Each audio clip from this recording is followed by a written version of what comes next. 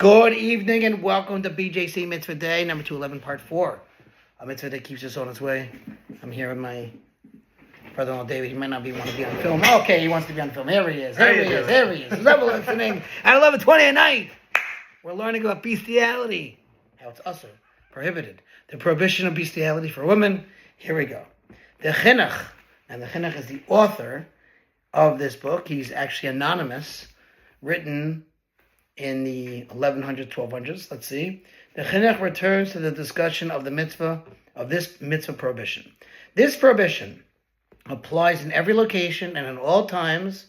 A woman who transgresses this prohibition and copulates with an animal intentionally is liable to execution by skila, stoning, as we have already stated above. This is true provided there are witnesses to the transgression and she was given a prior warning. But if there are no witnesses or no prior warning, she incurs chorus, which means again spiritually cut off, or God forbid dies under the age of 60, or God forbid loses children in her lifetime. If she transgressed unintentionally, she's obligated to bring a fixed chatas offering, a sin offering.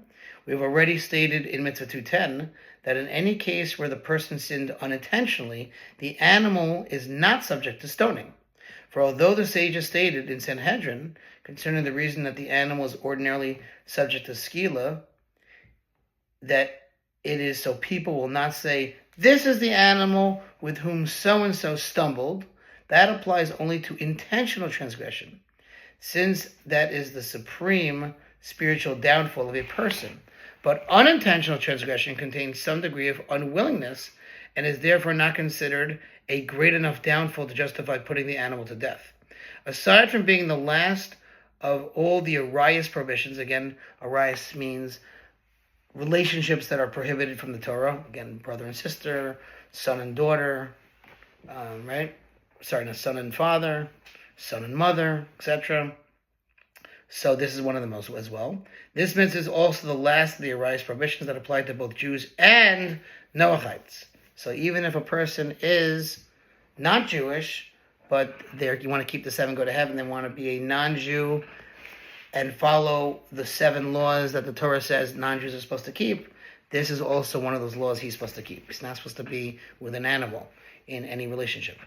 Chinuch now summarizes the arias prohibitions that apply to Noachites. It emerges based on our discussions above, discussions about the arias prohibitions, that no prohibition in the realm of illicit relations applies to Noachites aside from the prohibitions against relations with one's mother, which was Mitzvah 190, the wife of one's father, Mitzvah 191, one's maternal sister, that was Mitzvah 192, a married woman, as we wrote in Parshas Yisro, which is Mitzvah 35, another male, Mitzvah 209, and an animal, Mitzvah 210, and this mitzvah, which is a man and an animal, or a woman and an animal.